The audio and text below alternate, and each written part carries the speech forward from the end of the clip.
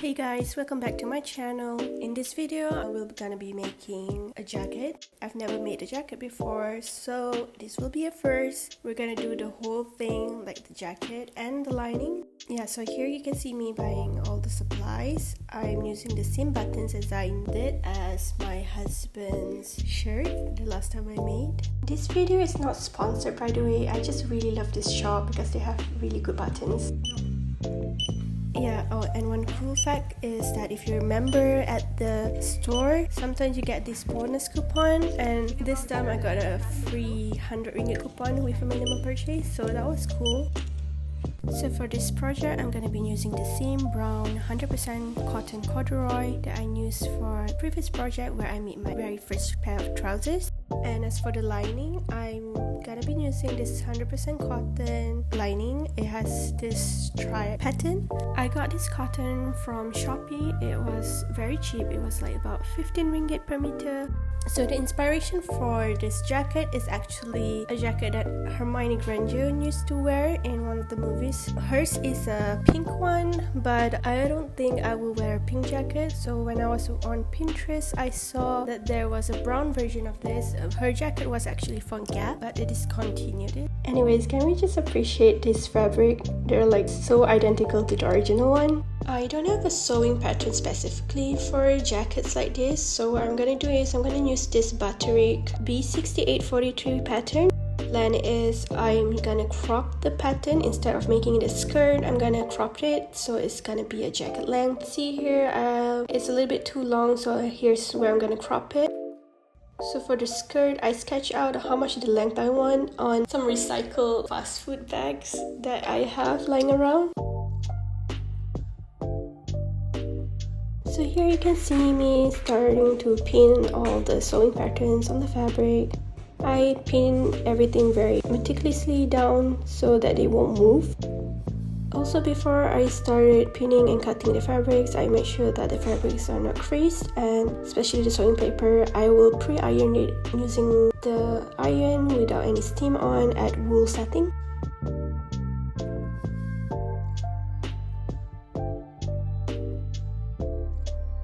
Oh my god, she'd be struggling here. But aesthetic over health, that's what matters.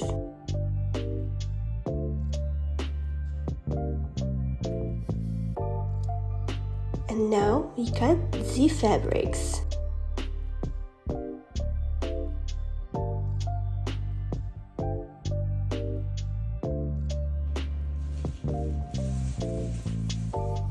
I pin everything as closely as I can to prevent any wastage because this is the only corduroy I have left, and I would love to leave some for the next project. I'm not gonna tell you what, but I hope that's enough. Next, I cut the interfacing for the collar and the cuffs. Here you can see me ironing the interfacing onto the fabric. I'm using the iron without any steam on at acrylic or silk setting so it won't burn off the interfacing. I stick all the interfacing for the cuff and the collar before I started sewing, so it's easier like that.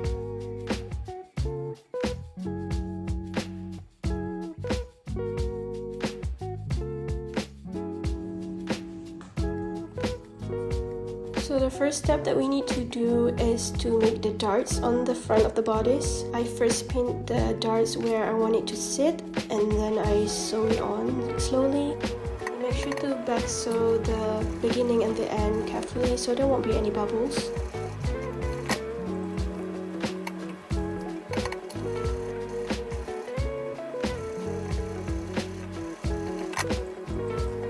So this is how the darts be looking from the back. And this is from the front. I iron press everything. Next, we're doing the darts for the back of the bodice. Again, I'm pinning everything down. Here you can see me marking the lines so that it's easier for me to sew because I tend to sew out of the way, like not in a straight line, if you get what I mean. So next, I did the pockets. I traced out the pocket template by myself because the sewing pattern doesn't have it, and I really want it to look as close as I can as to Hermione's jacket. Next, we we have to connect the front and the back of the bodice at the shoulder seam. So I'm clipping the two bodices together so that they won't move when I'm sewing.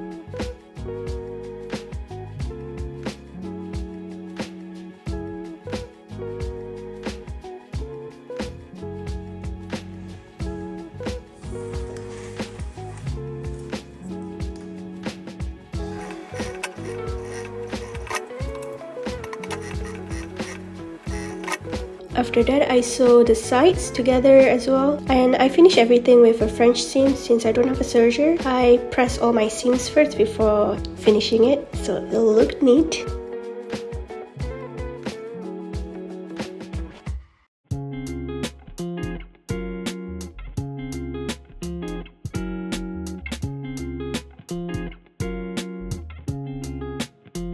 Looking like a jacket already. Yeah, if I just leave it there, you can see like why I needed to add a skirt at the bottom, because it's a little bit too short and I don't want to be showing my bum out. I'm just not comfortable enough in my body to do that yet. But can we appreciate how clean the seams are here?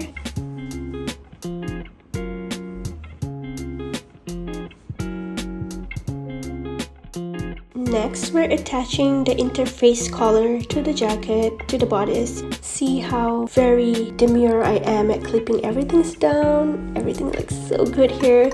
Yeah, I'm slowly stitching everything together.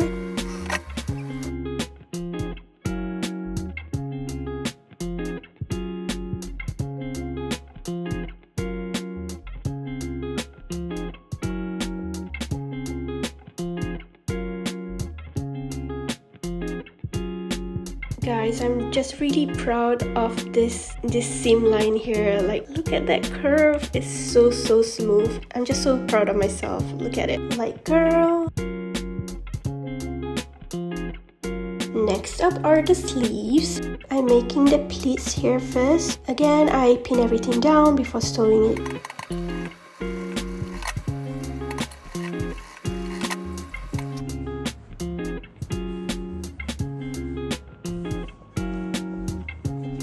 Then it's time to connect the front sleeve and the back sleeve panel together at the sides.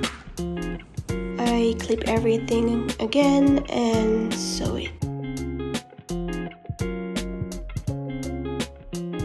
Oh yeah, I also make sure that there is an opening at the end, so I only sew until the opening is where you place the button and the cuffs go over, if that makes sense. Sorry, I'm not making any sense, but you can see here, this is what I mean. Next up, the skirting. So I'm just connecting the two skirts together and then finish it with a French seam. Here's a close-up of the French seam. Oh, looks so good. I forgot to tell you guys, also place top stitch on every seam. I feel like the top stitch gives the jacket more a jacket look, you know, like how you would do it on a denim.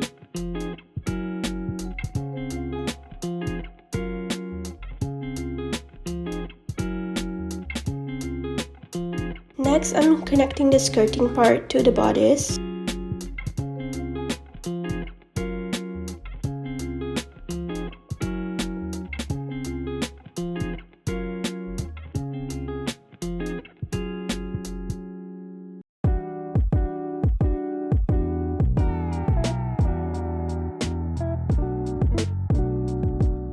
Here I'm pinning the position of the pockets before I sew it down. I didn't realize that the skirting gives out a little bit of a flare. And lastly, for the jacket, all that I need to do is to attach the sleeves together. After that, we can finally move on with making the lining, which I'll be doing in the next part of the video. If not, the video will be too long. So stay tuned for that. Subscribe to my channel so that you'll get notified. And as always, thank you for watching. Bye!